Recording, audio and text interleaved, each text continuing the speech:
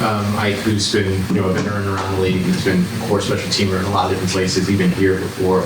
With his role changing on defense, becoming a little bit more of a staple on special teams, just what does it say about a veteran like that embracing, role changes and things like that? Yeah, I think it says a lot about him as a person, as a man, right?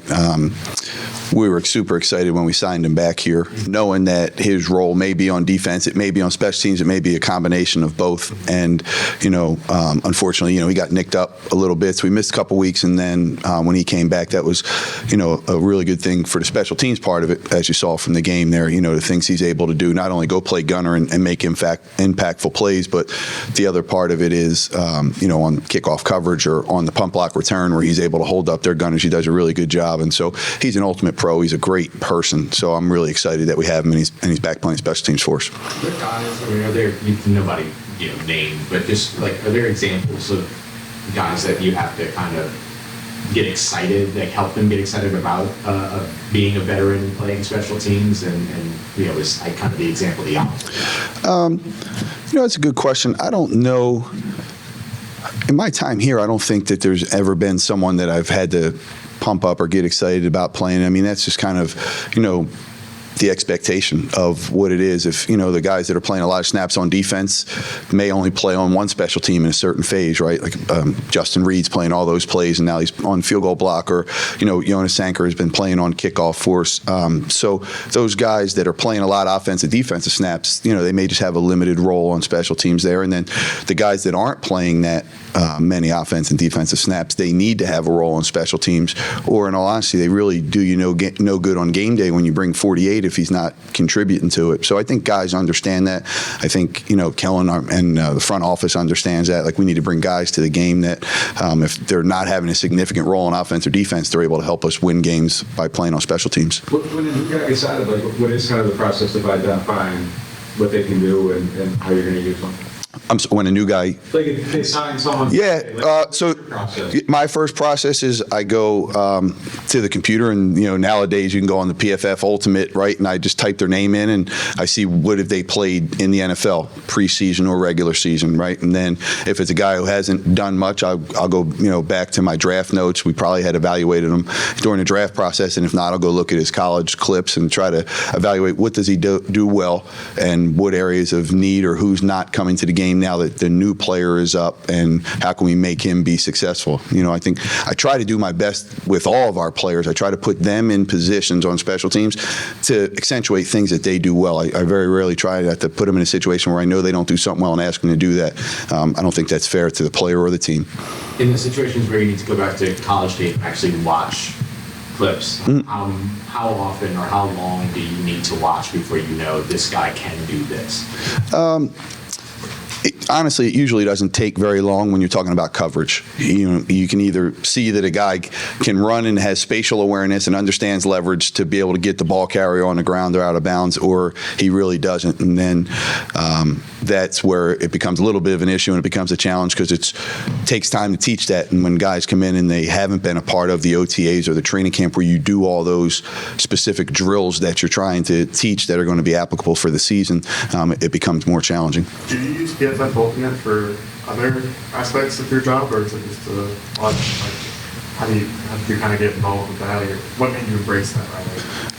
Right?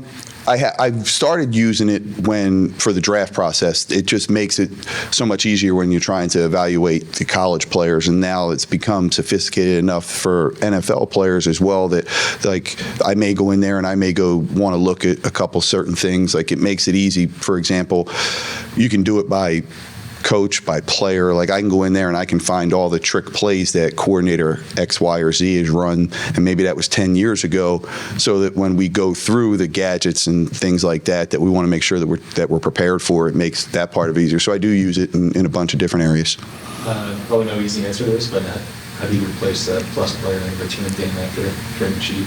Yeah, look, it's a challenge, right? And like you said, a plus player, somebody that's been very good for us there. But we do knowing that things can happen, or knowing like last season where Sheed got hurt, you have other guys that are in your building that are repping that and practicing it, every day, whether it's off the jugs or during our punt periods and things like that. So, we got several guys on our roster, on our active roster, for example, guys who have done it before, Ugo or Cooksey. And then we have some guys, on the practice squad as well. Now, Jaden Price, who's now here, or you take a look at Pettis, who's around as well, or Ronnie Bell is another guy that we signed to the practice squad. So I think we have some options there that it's going to be a great opportunity for somebody to go take advantage of.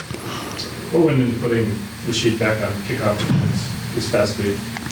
There was a combination of things. One, obviously, what they had been doing with the knuckleballs and that sort of thing. Our priority was, let's get two guys back there that have excellent hands and can field the ball, and then be able to go get return yardage after that. There had been too many examples of guys misplaying, misjudging, not fielding the ball, and all of a sudden teams are starting inside their 10-yard line. So that was the biggest area of that part of it.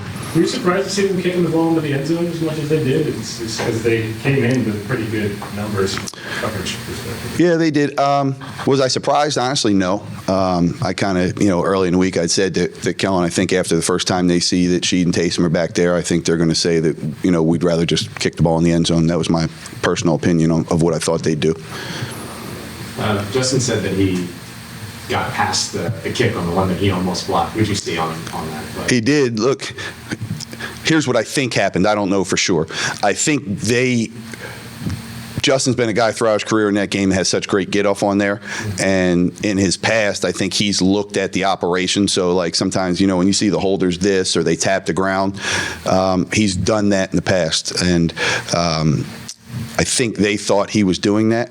So I think that they were trying to go on like a double hand tap, and I think the snapper snapped it on the first one. That's why you saw the kicker so slow to approach it. And, the normal get off on a field goal is like 1.3, and he was like 1.7 something. So for Justin, his normal path is I got to go 3, drive, crank, and lay out. And he did that, and it was so slow, it was actually by the